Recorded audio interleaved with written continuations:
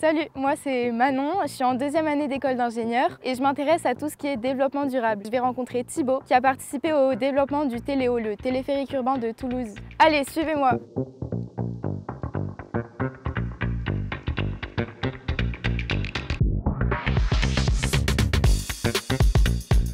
Bonjour Thibaut.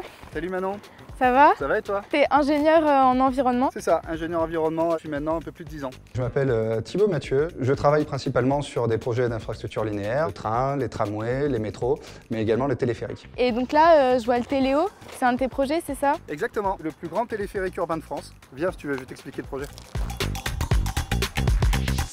La métropole de Toulouse voulait un transport en commun qui permet de relier tout le sud de la ville. Donc on a eu l'idée de mettre en place un téléphérique qui fait à peu près 3 km de long et le fait qu'il fonctionne à l'électricité permet de limiter l'empreinte carbone. Ça permet beaucoup de report modal. Les gens qui doivent traverser la Garonne avant prenaient leur voiture et maintenant ils peuvent utiliser les télécabines pour traverser en moins de 10 minutes. Il devait y avoir énormément d'enjeux environnementaux à prendre en compte. Beaucoup d'enjeux environnementaux. On est sur un milieu qui est urbain, périurbain, naturel. Donc on rencontre tous les enjeux environnementaux qu'on peut rencontrer sur un projet. Donc ça va toucher au milieu humain avec notamment le paysage, le bruit, le milieu physique avec les cours d'eau, les zones humides, ça va être le milieu naturel comme les espèces protégées. Donc c'est tout ça qu'il faut prendre en compte dans la conception du projet. Bien, je vais te présenter quelques mesures qu'on a mis en place. Là, on est à la première station, c'est ça? C'est ça, exactement. Donc ici, notre travail d'ingénieur, ça a été d'adapter le projet à l'environnement pour éviter, réduire et compenser les impacts. Le principal enjeu qu'on a ici, c'est la zone inondable, parce qu'on a la Garonne qui est juste à proximité. Donc ici, la station a été construite sur pilotis, c'est-à-dire en hauteur, avec un plancher qui est au niveau des plus hautes eaux. Par ailleurs, l'eau peut venir s'écouler tranquillement et peut être infiltrée, parce qu'on a créé beaucoup de zones vertes ici, pour permettre à l'eau de pouvoir être stockée là. Là, c'est vraiment la notion d'évitement qu'on a mis en place. C'est vraiment notre travail d'ingénieur de venir implanter le projet dans son environnement pour éviter au maximum l'impact dessus. Je te propose qu'on prenne le téléphérique, ça te dit? Ouais.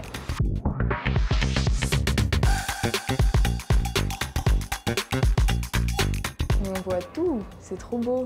Donc voilà, là on est en train de traverser la Garonne et on voit l'implantation du pylône, tu vois, qui est relativement loin du cours d'eau, justement pour préserver toute cette zone naturelle. En fait, partout on avait des contraintes qui étaient différentes d'une station ou d'un pylône à l'autre. Et c'est en ça aussi qu'il faut réfléchir à plein de choses.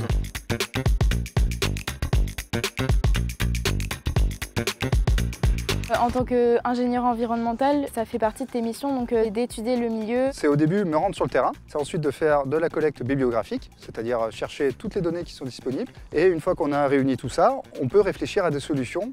Donc par exemple, pour la conception de ce pylône-là, on a dû prendre en compte tout un tas de sensibilités. On a des stations d'espèces protégées, de reproduction de papillons, qu'on appelle l'azurée du serpolet.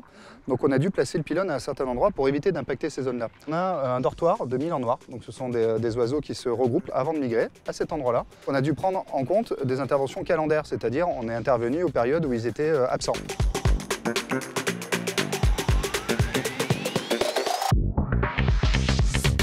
Travailler sur un projet qui a autant d'impact, c'est satisfaisant pour toi, non? Ouais, c'est ça, c'est des impacts positifs. Le projet est réalisé et il est fonctionnel, donc on permet aux gens de se déplacer à moindre coût carbone. Et je suis très content d'avoir travaillé dessus avec toutes mes équipes. Et qu'est-ce qui te passionne dans ton métier? Je suis très fier de travailler dans ce domaine-là parce que c'est un domaine qui est très éthique. Voilà, ça permet de répondre à nos convictions environnementales et on a des leviers d'action à grande échelle pour pouvoir intervenir dans la protection de l'environnement. Merci beaucoup, c'était super de te rencontrer. C'était chouette, merci à toi.